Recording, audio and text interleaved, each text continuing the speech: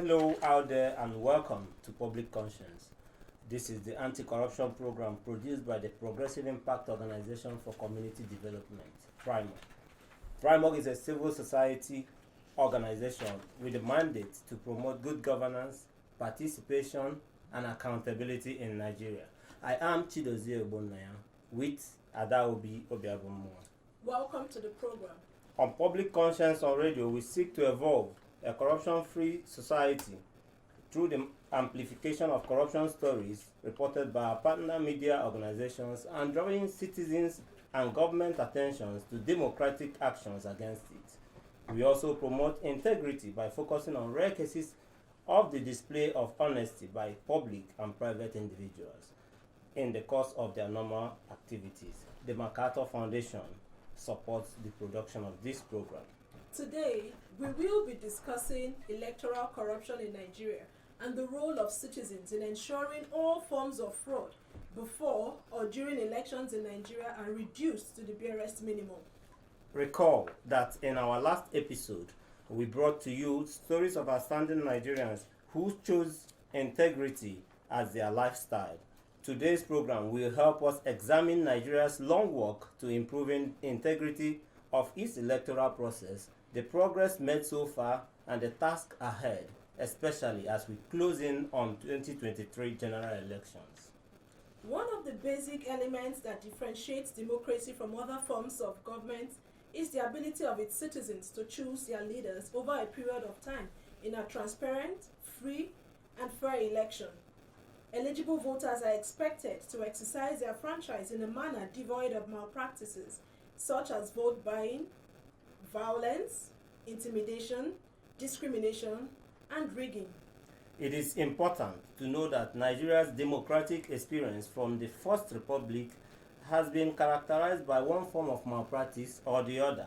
It is, however, instructive to note that electoral fraud starts right from the political parties as reported in primaries conducted recently ahead of the 2023 general elections.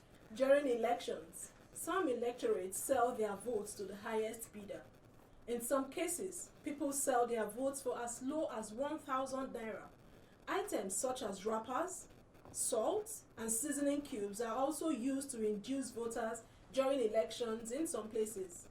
Sadly, vote buying has grown in popularity. Recently, there were reports of vote buying openly done in the last governorship election in Ekiti State, while in Osun State, the story was not entirely different. Still, the perpetrators were said to have adopted some discreet approach to purchasing votes from electorates. Unfortunately, it is also inconceivable to think electoral corruption will disappear in Nigeria. Still, measures can be put on ground to reduce vote buying and other forms of malpractice to the barest minimum in our elections. So, as a citizen, do you know that selling your vote, you are destroying the integrity and the sanctity of our elections? Do you know that vote buying legitimizes corruption, embezzlement of public funds, and leaders who emerge through such process are societal dangers? The question is, how can we stop vote buying in Nigeria? How ready are you to resist selling of your votes in the 2023 general elections? Pertinent question there, Dozie. Be ready to join us through phone and text messages in the course of the conversation. The WhatsApp phone line to send your message to is 0902 265 6167. That is 0902 265 6167. Please indicate your name and your location when sending your message. This number is for messages only. Please begin to send your messages as soon as possible to 09022656167, and that is 09022656167. We will give out the numbers to call shortly. Let me quickly remind you that we have been talking about electoral corruption in Nigeria and the need for citizens to do their bit in ensuring that vote buying does not rear its ugly head in the 2023 general elections. And as we mentioned earlier, there have been reports of brazen pattern of vote buying and electoral bribery in several polling units in the recent elections in Ekiti and Osun states. Prompt actions are not seen to be taken in ensuring arrest and prosecution of the suspected perpetrators of these criminal acts. The good thing is that some Nigerians will never compromise and descend so low to sell their votes. And for us at Primo, we hold such people in high esteem. We invited the Independent National Electoral Commission, INEC, to join us today. We are still expecting them, and hopefully they will join us. And later on, we will play for you what some Nigerians had to say about the likely impact of corruption on the 2023 general elections. But here in the studio, we are glad to we are joined by Yaga board member Ezenwa Wagu. Ezenwa, you're welcome to the program. Thank you. And we're also expecting that the executive director of Ema Ezazo Center for Good Governance and Accountability, Maudi, will join us as the program goes on. But first of all, let's start with Ezenwa, who take us down memory lane. Active Yes. in the electoral process in Nigeria. Yes. Could you take us down memory lane a bit? Have we always had the challenge of electoral corruption in Nigeria? Well, I don't know how much down the memory lane you want me to take you, so that we don't turn the 1 hour less 45 minutes discussion into a seminar. A history class. But I think we should just take it from this point, this Fourth Republic. So when we transited, the president that took over from the military, President Obasanjo, did not win himself out of that military mentality. He perhaps laid the background for some of the mess that we continue to battle with on up till 2007. The man who won the 2000 election, President Yaradua, came clearly to say that the election that brought him to power was fraudulent.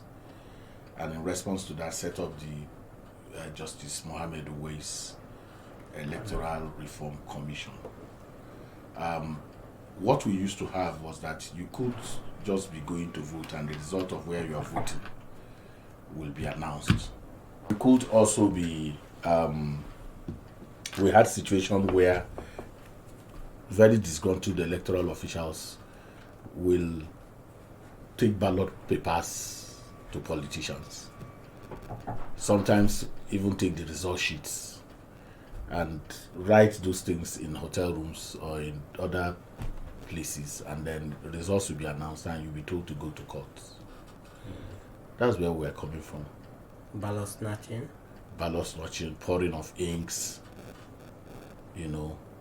beating up, assaults, and all kinds of things. So I think that the transition to where we are now, in my view, started in 2007. By that honesty, owning up, the president owning up to... Absolutely. And doing something about it. It's not just that he owned up to the honesty, he also responded by setting up that committee of well-meaning Nigerians who started to think through solutions. Because the challenge with Nigeria is that sometimes the people who are the problem also pose a solution. Okay. So it was not just that he responded to the challenge of electoral reforms. Mohammed Uwais signaled the beginning of the change that we're seeing that have continued. So we have had since 2007 really, without a lot of people knowing it, we've had incremental progress in the electoral process.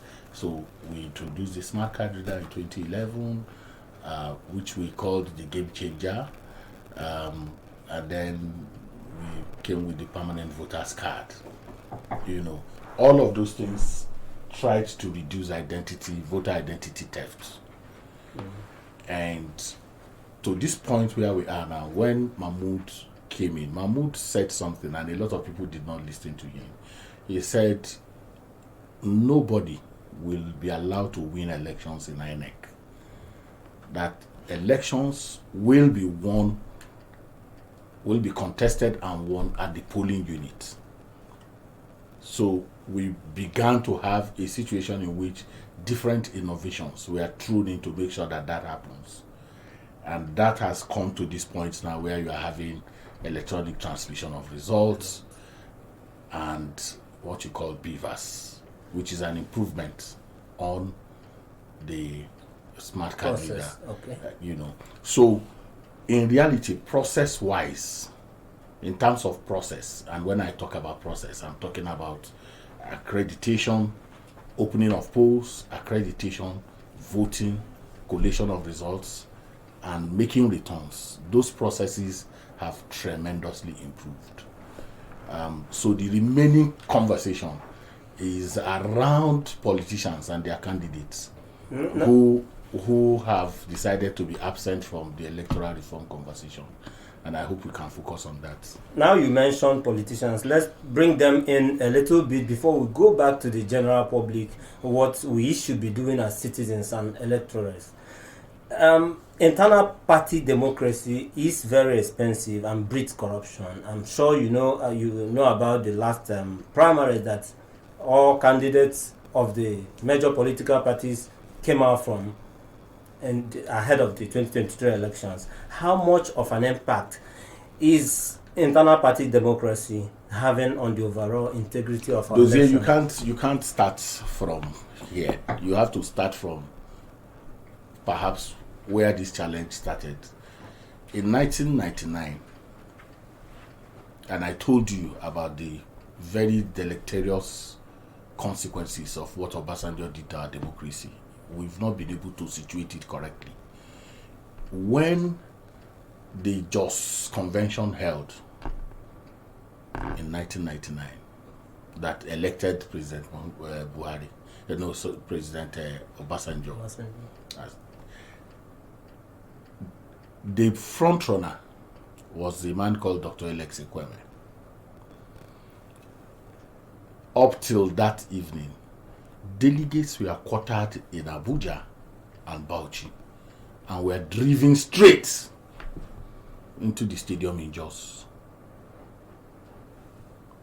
That was the time that we started ambushing delegates and subverting the express will of the people.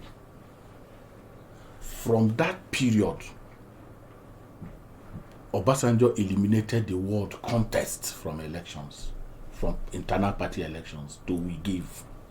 Arrangements. We started the word we gave him the ticket, not that he contested for the ticket.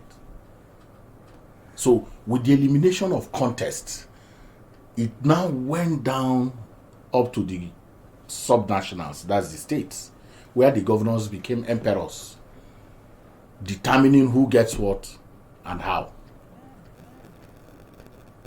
So, and then empowering delegates, the people you call delegates, to now transact.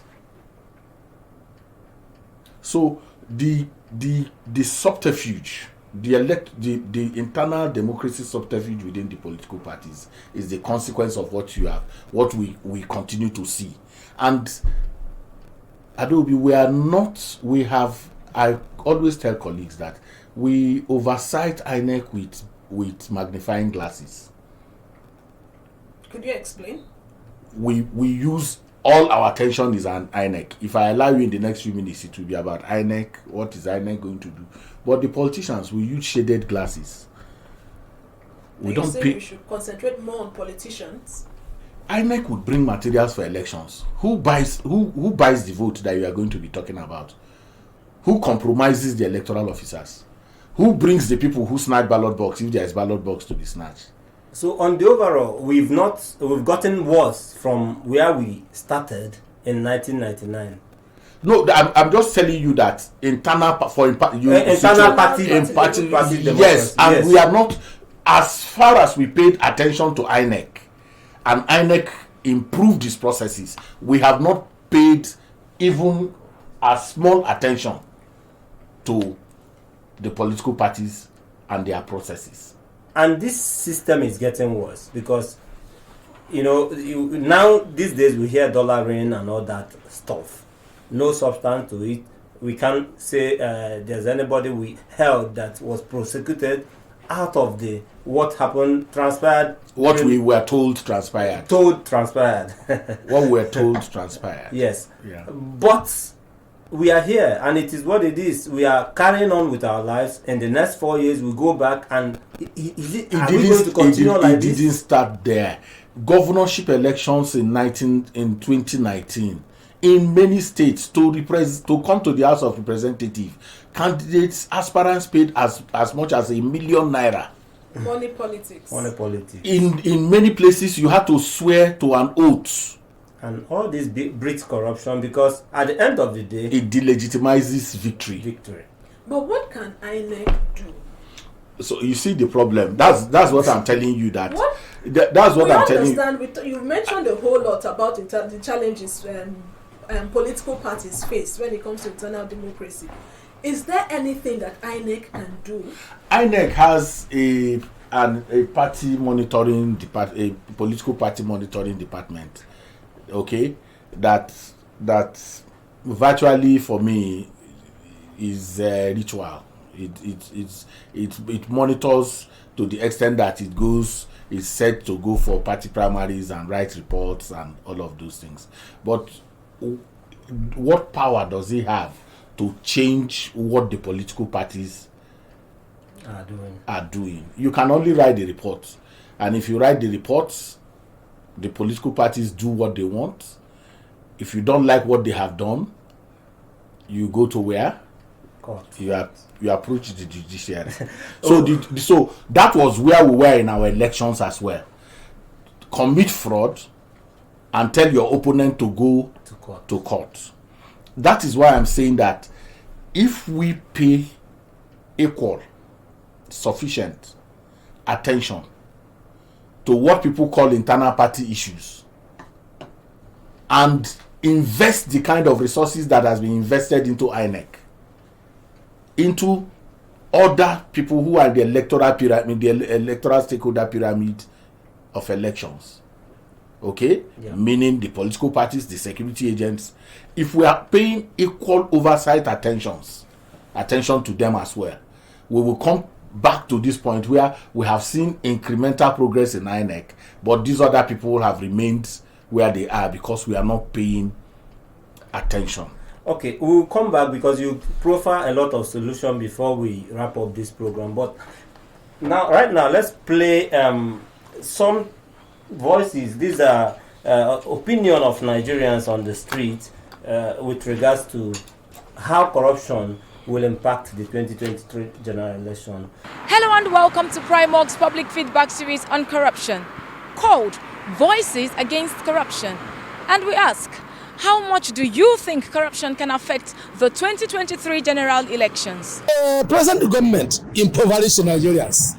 There is a corruption and they make Nigerians to be poor. The poverty they created has given them the leeway that during the election period, they will bring out money to buy votes from the voters. So I don't think people are hungry, Nigerians are hungry. Since they are hungry, you give them 500, 1,000 naira, they say they are conscious. If you are hungry and somebody is offering you 5,000 naira to buy your vote, you will consider whether to die of hunger or to sell your vote at that particular moment. Corruption is not just that it's going to, it's already marring our electoral process. If things are okay, corruption will be eliminated.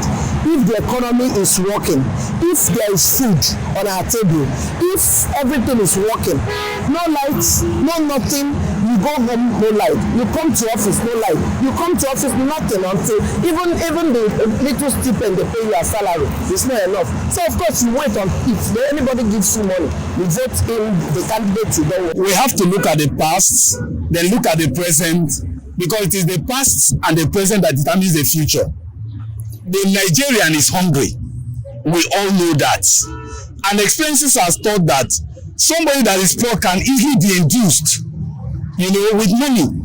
If you don't have food in the house, for instance, assuming you don't even have a square meal a day, and you see money, we are humans. You may want to take it because you are very hungry. So the last election that were held in Ekiti, for anybody who have been current, knew that people were really endued with money.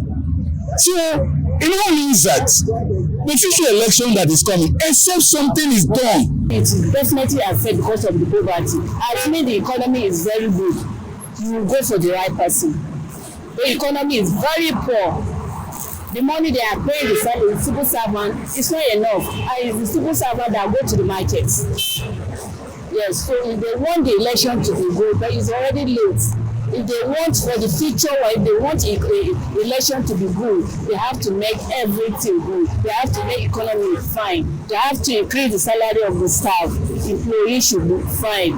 But for now, people will still collect money and vote. Then you go for the wrong person and still stay for 8 years and be crying. I have done my data analysis personally regarding the election, even before now. If you look at election in Nigeria, 90% youths are involved, not the elderly. The elderly only purchase the form. That is their own. The youth enroll everything regarding election. So for corruption to take place, even in an electoral process, then it has to be done with the youth. So it means that the youth have 90% to make this right or to lose everything. So if the youth lose everything, it shows that corruption has already taken over. Primark's public feedback on corruption in Nigeria is produced with support from MacArthur Foundation. And that was the voices of Nigerians on the streets on the impact of corruption on the 2023 election. And while it was playing, I caught you nodding your head. You didn't smile, but I know you have a lot to say.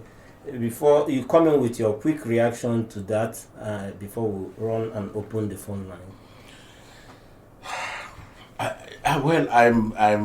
I'm slightly above 50 now, and I've never known when there was no hunger in Nigeria.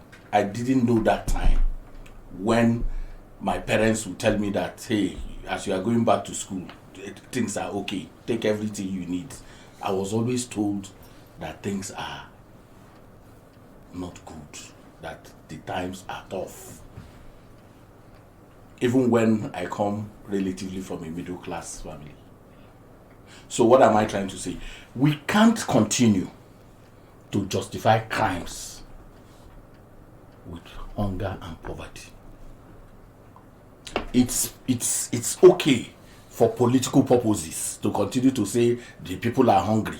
And I ask the question, Dozie, if you are leaving this place now, somebody snatches your phone and you pursue the person and get hold of the person, and the person say, I've not eaten since morning, that's why I snatch your phone. Will you tell him to go with your phone?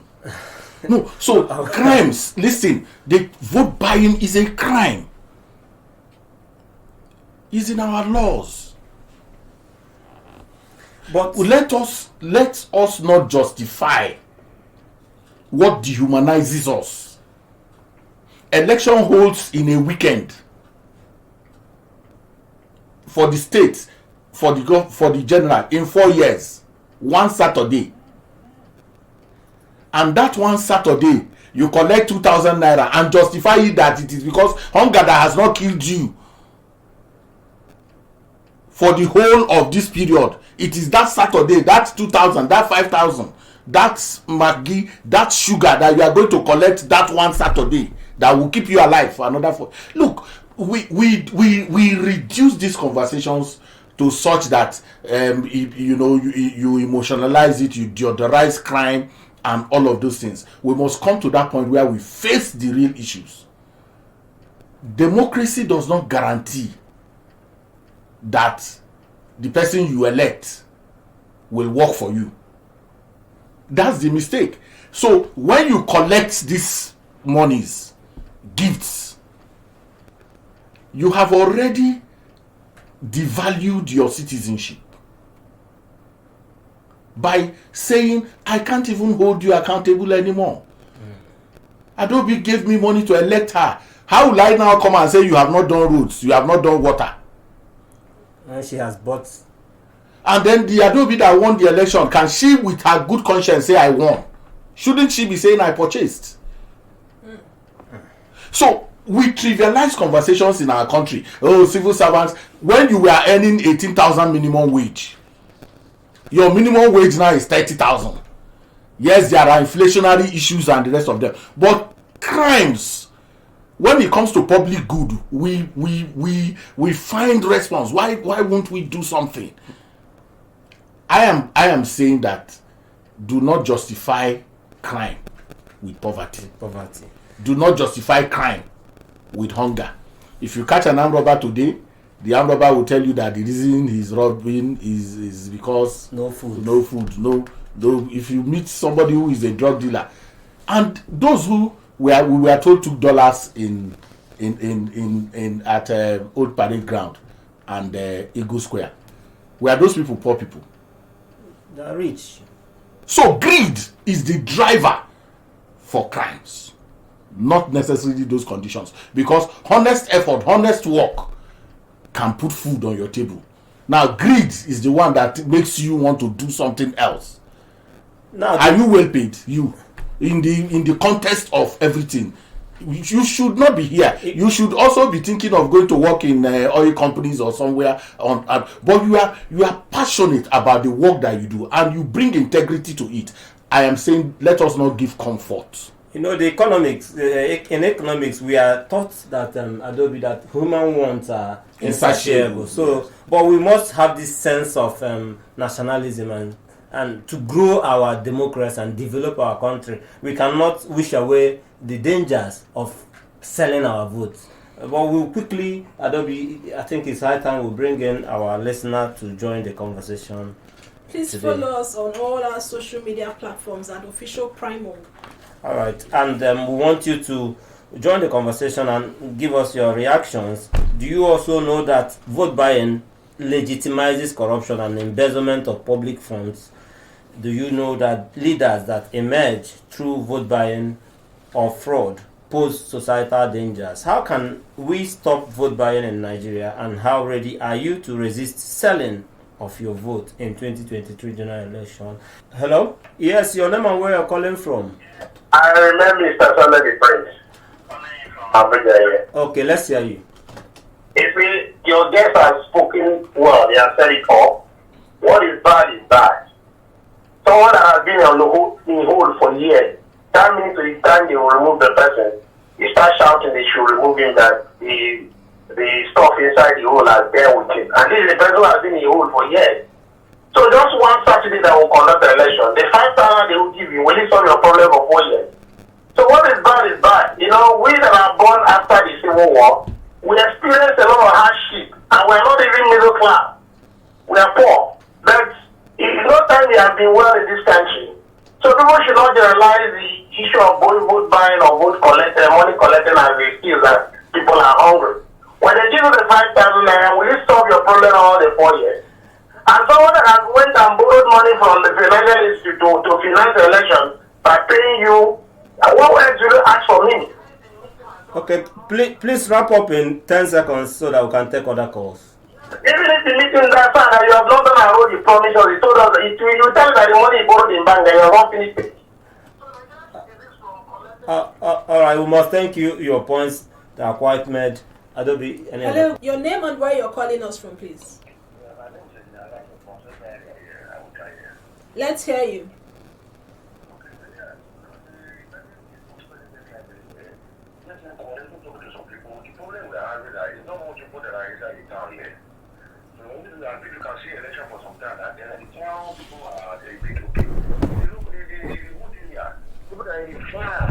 People do not see like between 1 and 3 months. They don't see much. All this what we are talking about. We don't have access to all this radio. I would just know what we are talking about. That is where the problem comes. That is my own opinion. All right. Okay, thank you so much. Thank you. If I get him, that we should take the campaign to the remote areas. Awareness is I think that offends the sensibility of our people. I'll get back to that. Hello? Your name and where you are calling from, please. Yes, my name is David, calling from Asekoro. David, let's hear you in 1 minute. Okay. Nigeria found themselves in a situation, that is why they are clamoring for. If you know, and a reasonable person said his vote for 5,000. Because 5,000 times 4 years, how much are you earning every day? The only thing is that we have to go from the grassroots, begin to educate people how not to sell their portions, not to sell their birthright because of tea, sugar or money that you can use it for only one day. That is my take. Thank you. Thank you so much. Let me let you finish. You were saying something. So community radios and their CBOs. No, it's not even that. Leave the idea of when we make a fetish of voter education. Oh, just educate the people. If once you educate them, let me tell you, we just returned from Ekiti and Osun, and incidentally, I transverse. I try to do that. Roof and all that, and as a personal study of trends, in Ado, the people who were collecting money in Ado are not, in your words, the people who are in the, I don't like to use that word, rural. You understand? They are even smarter than you. Most of those people you call rural are smarter than you. They are the ones who even have some dignity. If you have followed the trend, you'll find out that it is the urban poor. You understand? That are even brazen. You understand what I'm saying? So the point is, if you want to curb vote buying, what we need to do is to have both institutional response and traditional and moral authority. We need to bring those two together. Institutional response will be security agents who have responsibility to maintain law and order during elections should do their job. I told you those here we deodorize elections. How do we deodorize it? So if I slap you during elections, it is election slap. I after all is but we quickly forget about it. No, but there is a law. There is already a law that is against assaulting you. But how many people have we seen the security agencies or even INEC? That's what I'm saying. INEC, the electoral officer, the APO, the presiding officer is managing elections. Is that not so? Not the offenses. Managing elections, he sees people buying votes. Who should he tell? The security agent. The security agent himself is not blind. He's there. He's seeing it. Whether he is told, whether there's an electoral offences commission or not, there are already laws against bribery. But the law also has its own problems. The law says this has to happen 300 meters within the precinct of the polling unit. So if I give somebody money in my house, or 400 meters, even though it is morally wrong, it is not legally binding. No, you don't understand what I'm saying. Yeah, I get you. Because it's not within. So the lawmakers, the politicians who are also the lawmakers, have opened the way for that perfidy to ensure that, for instance, 3 months to election, you can decide to be grading a road that you didn't grade for 4 years. You can begin to distribute money to traders as loans that you didn't do in 3.5 years. Even though that is voter inducement, but legally speaking, you cannot hold them to account. You can't hold them to account. You can only make these ethical, issues that we are raising around it. But under the law, they cannot be prosecuted. So the one that is happening within the presence of the polling unit have been taken out. That's the one you talked about in your opener. Yeah. That there are now new dubious ways. I don't want to call it innovative. Because in Osun we heard that there were codes and coupons. I said this promissory note. It started in Ekiti, where you had the political parties we are doing door to door. What did you people thought that door to door campaign was to sell their programs and all that? It was actually to get promissory notes and give tallies. So. And all this started from the Ondo when you started hearing the Boko Sebe collect money and make soup. You understand? And why I say we deodorize this is that we now create a fanciful way of explaining these things.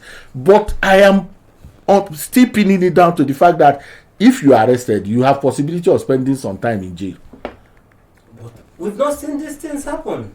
So that is why I talked about advocacy. Where are we paying attention to? If I leave you in this program, you are going to spend 30 minutes of your time talking about INEC. When are we going to talk about security agents and political parties? They are also important in the stakeholdership of elections. And I'm saying our advocacy is not hitting the right chord in those places. Okay. The donors are giving us money to engage INEC. Who brings the money to engage political parties? The political parties used to have, PDP used to have People's Democratic Institute, where it was teaching and drawing programs for his own operatives. That PDI is dead. The old political parties had their training schools where you go to be trained. We are not investing in the political parties. We are not investing in security agents. Yes, I know that Clean Foundation and other organizations are engaging the police and all of that, but we have not come to that point where these ills, we are situating it and say, hey, police, if you deploy 21,000 people to Osun, we now will be talking about value for money. If you come back from Osun after deploying 21,000 people and you did not arrest anybody or prosecute anybody for vote buying, you have to make a refund. If you deploy 17,000 people to Ekiti and it is the EFCC with their scattered numbers that arrested people and we don't even know whether they are prosecuted now, Nigeria has to start asking for value for money, attach value for money. So when police says we are deploying 21,000 people, hey, some of them are plain clothes, we don't want to count. We are not bothering counting. What is the value for the 21,000 people that you took to that place? It has to start counting, and it is civil society that has that responsibility, and the media to touchlight those issues in a way that it embarrasses the leadership of the police. That they will deploy 21,000 people and come back from that place saying, Kitty election was peaceful. That's not the only reason we deployed 21,000 people. We did not deploy 21,000 people to make election peaceful. We deployed 21,000 people to make sure that those who infringe on the electoral law. Hello, your name and where you're calling from? My name is I'm calling now from Mabuchi. Let's hear you in 1 minute. For me, vote buying, the law is not favor the. For me, they have to, if any person court buy vote for that party, vote should be counted in that polling unit. That party vote should be counted in that unit. You see, from there, the one goes on to their vote, they all try to buy vote anymore. But the way the law is starting up from the polling unit, they will still continue. And I will wait overnight. I mean, nobody will be there to know. Thank you. Thank you for your contribution. Adobe, okay, seems we have a message from Taiwo, and it says the electoral laws should be followed to the letter. CSOs have been working round the clock to ensure we are informed and can attest to the dividend and an optimist to the work in progress. The security agencies, which is a critical part of the process, should act in accordance with the electoral laws and carry out the fundamental roles of arresting, combating crimes. The political parties should be organically ground and not the money politics we have enthroned. What is our morality? Religious organizations have a pivotal role to play as well. Sensitization. Nigeria will be great again in my lifetime. Taiwo Aderibigbe. Thank you so much. I join you to say amen to that, but let's take another caller. Hello? Your name and where you're calling from? My name is Fayo. I'm reaching from Binazakara in Nasarawa. Fayo, you have 1 minute, please. Go ahead. Thank you. Vote buying, vote buying has been a thing in the development of our democracy. But I want to tell you that businesses are looking beyond vote buying. Don't not use what happened in 2020 to judge what will happen in 2023. Nigerians have seen that they use the money to buy our future. That is why I want to advise INEC to make sure that they distribute the permanent voter card. Because many youths are able to register and collect their CVs ahead of 2023. Both sides cannot be a factor in determining who becomes our leader in 2020. Nigerians will resist the money. It happens even in our country. Many people are getting money left and right, but some people still collect the money. Okay, thank you very much for your contribution. Zenwa, you have something to bring into there is this PVT brouhaha. We already have 87 million people in our voter register. I think we should always understand that 87 million already exists. We can have more. No, just hold on. You've not had 30 million people voting. In Osun and Ekiti, the PVC collections did not translate into for the Osun election that people are saying big turnout, 42.5%. It was less from less the than last. 50. So what are we talking? So you have 1.4 million registered PVCs collected, and yet you have 42% of that. How is so we are not? That's what I'm saying. We are not redirecting the conversation. People collect PVC for many things. Many collect for ID card purposes. Many collect because they are told that the amenities that will come to their community is tied to their voting strength. Many collect because they think that if they are going for JAMB or university admission one day, they may ask them for. So that thing is not a souvenir. It is meant to be used to vote. It is not, the politicians are not in this conversation about people coming out to vote. Because if we crowd out the voting area, vote buying will take it. Because when you now check the cost of buying, it will be too expensive. It will be too expensive. Okay. You understand what I'm saying? So when people talk about youth, there are youths in Ekiti, there are youths in. It has not reflected though. So we need to change the language. I will come back to you so that we'll start looking for solution. But let me take these two calls and we do that. Hello? Hello. Your name and where you're calling from? My name is Jesse. I'm calling from Abuja. You have 1 minute to make your contribution, please. My contribution is that I really appreciate the young man talking here. But what I want to say to you is that there are so many things that are available happening every day by day that it is somehow looking impossible for some agency to handle. Let me just let you know something. So many people are bringing to the whole administration. Have they ever arrested anybody? If you want to arrest, you arrest at least 20 local governments, if I'm not mistaken. So if you advise government to be doing the right thing, packing people, those things, that's what is best is for you to provide a way that no party can do anything that has to do with vote by the channel that we can ask them to do that. That's what I think it should be stopped. Not as people. How many people, you know how many people that commit first offense? Thank you so much. Our time is running at the speed of light. We must start wrapping things up. But let's come back to the arrests that we have witnessed are usually the security agencies arresting common citizens like me. How soon are we going to start seeing them arrest them? We should arrest common citizens who commit crime. If you steal $1 million naira and what you steal, of the politicians? Listen, if you steal $1 million naira and you steal 1,000 naira, the penalty is the same.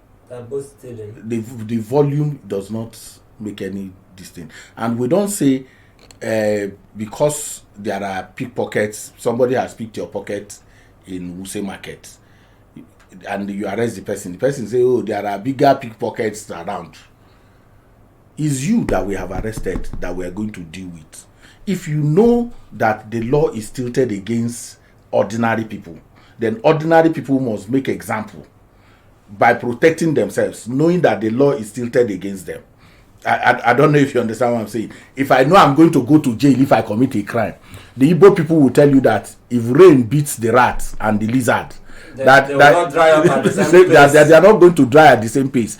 So if the rat will not then say, I have seen lizard in the rain, let me also come and dance. You need to then get what we say in our local parlance, borrow sense to yourself.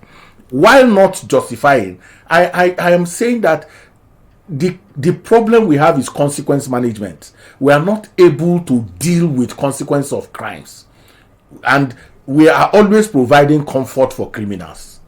Okay, if you arrest a big man now, they say it's witch hunting.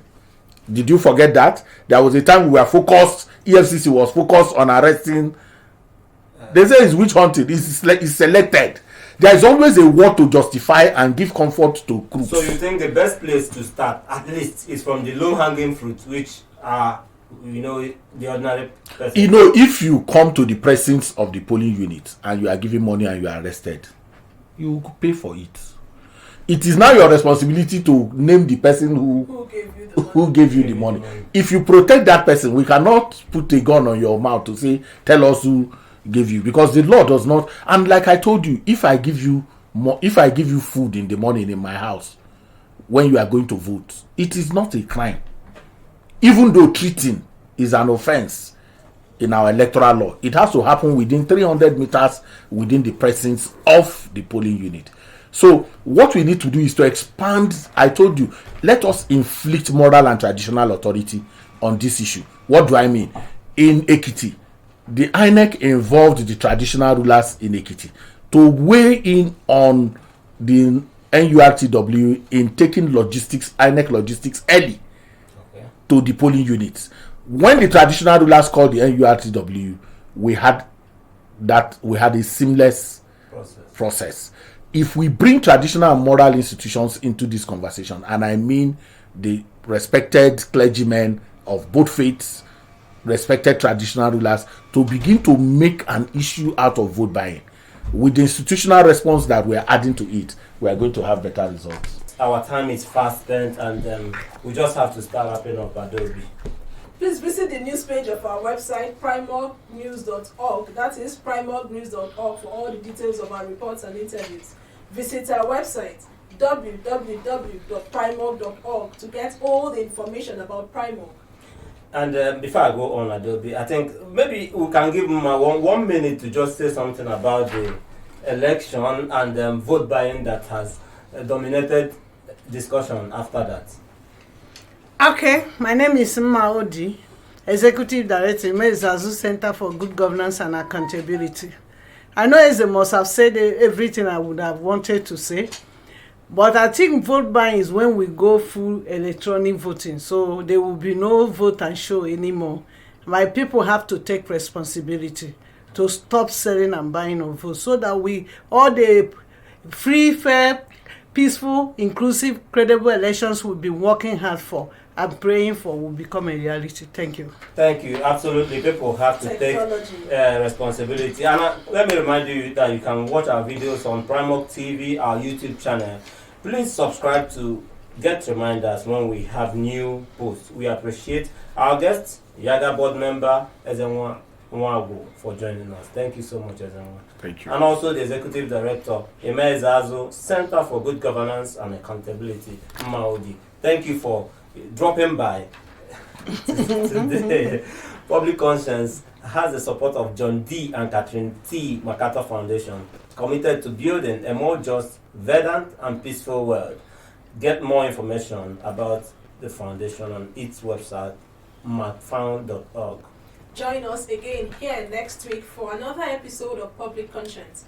And remember to follow us on Facebook, Twitter, and Instagram @officialprimorg. I am Adelbi Obiabumo. And remember that birth registration and birth certificate are both free if your child is under 18. Help stop the corruption in birth registration and do not pay for birth certificates. Also remember that you can give us information or hint about corrupt acts through our phone at 09022656167 or info@primorg.org. I am Chidozie Obunnaya.